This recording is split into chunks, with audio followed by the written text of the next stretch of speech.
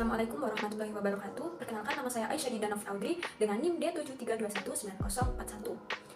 Di sini saya akan membahas materi mengenai sejarah, manfaat, dan perkembangan Linux yang diampu oleh Bapak Muhammad Soleh, SPDI MPD, guna untuk memenuhi tugas akhir semester mata kuliah studi aplikasi administrasi pendidikan. Nah, pada materi kali ini saya akan membahas mengenai 4 konten. Yang pertama ada pendahuluan, yang kedua ada sejarah, dan yang ketiga ada manfaat, yang keempat ada perkembangan. Materi yang pertama ada pendahuluan. Linux adalah salah satu sistem operasi yang dikembangkan menggunakan basis OS Unix yang didistribusikan secara gratis dengan GNU atau General Public License. Linux bersifat open source yang memungkinkan siapa saja untuk mengunduh, menggunakan, dan juga mengembangkan OS ini. Hasilnya, banyak sistem operasi turunan yang berasal dari Linux dan dikembangkan oleh kalangan individu, perusahaan IT, dan lain-lain. Pengembangan itu mungkin dilakukan karena source code Linux yang bisa diakses dan digunakan oleh siapa saja. Itulah kenapa OS ini lebih cocok digunakan oleh para pengembang dibandingkan pengguna umum yang lebih mengandalkan tampilan antarmuka dan juga pengoperasiannya lebih mudah. Meski begitu, untuk penggunaan dasar, Linux masih tetap bisa digunakan juga mudah dioperasikan. Selain itu, Linux juga dikenal sebagai OS yang handal dan tangguh. Meskipun tidak membutuhkan biaya untuk memakainya, Linux terbukti lebih stabil dan jarang terkena permasalahan yang umum terjadi di OS lainnya, yaitu proses yang melambat, terkena virus, atau malware, dan lain sebagainya.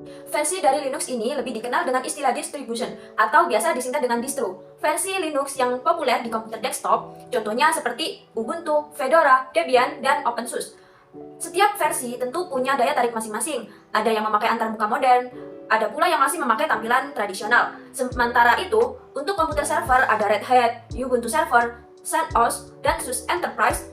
Versi Ubuntu dan CentOS bisa digunakan dengan gratis, sementara Red Hat dan SUSE memiliki harga tertentu. Hal ini disebabkan tambahan dukungan yang diberikan oleh keduanya. Nama Linux itu sendiri berasal dari nama pembuatnya, yaitu Linus Torvalds. Materi yang kedua mengenai sejarah. Berawal pada tahun 1969, para peneliti dari AT&T Bell Laboratories mulai mengimplementasikan sistem operasi Unix.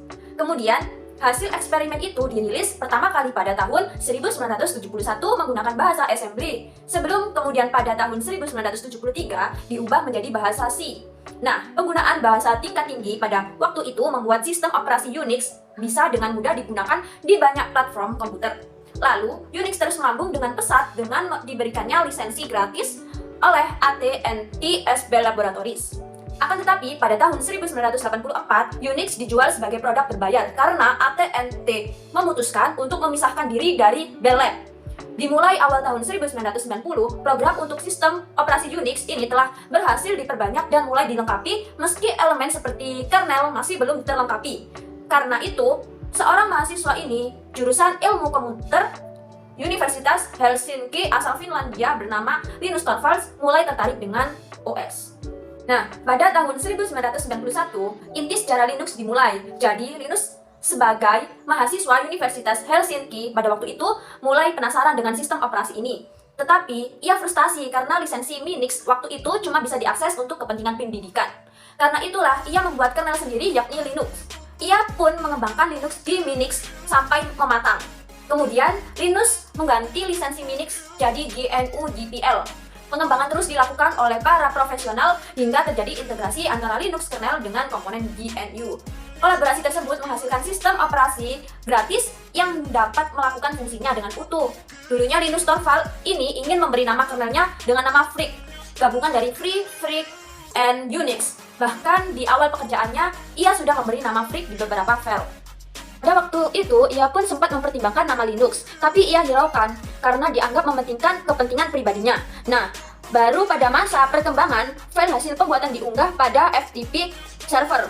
Kemudian, salah seorang kawannya di FTP server menilai bahwa nama Freak kurang menarik. Tanpa konsultasi dulu dengan Linus, ia mengubah nama dari project menjadi Linux. Pada akhirnya, Linus tetap menyetujui penggantian nama. Materi yang ketiga yaitu manfaat.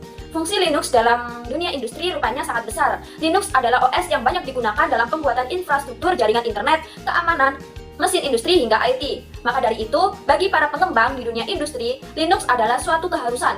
Tanpa adanya Linux, mereka tidak bisa mengembangkan perangkatnya, alat, ataupun apapun itu sesuai dengan perkembangan zaman.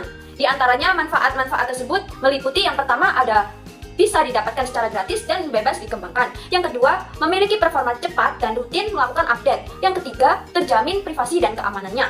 Dan yang keempat, mudah digunakan oleh programmer pemula.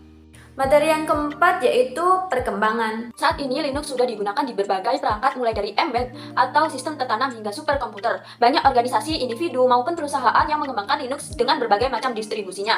Selain itu, Linux pun juga sudah dipercaya untuk menjadi sistem operasi pemasangan server jika dibandingkan sistem operasi yang lain. Adanya distro Linux ini juga semakin ramai di pasaran. Penggunaannya pada komputer desktop juga semakin sulit ditandingi. Tidak hanya di komputer komersil, Linux juga digunakan di tablet, Android dan ponsel, Amazon, kamera, televisi, DVD player, pesawat, NICE, atau New York Stock Exchange, LHC Large Hadron Collider, OLPC One Laptop per Child, sampai ke layanan POS AS.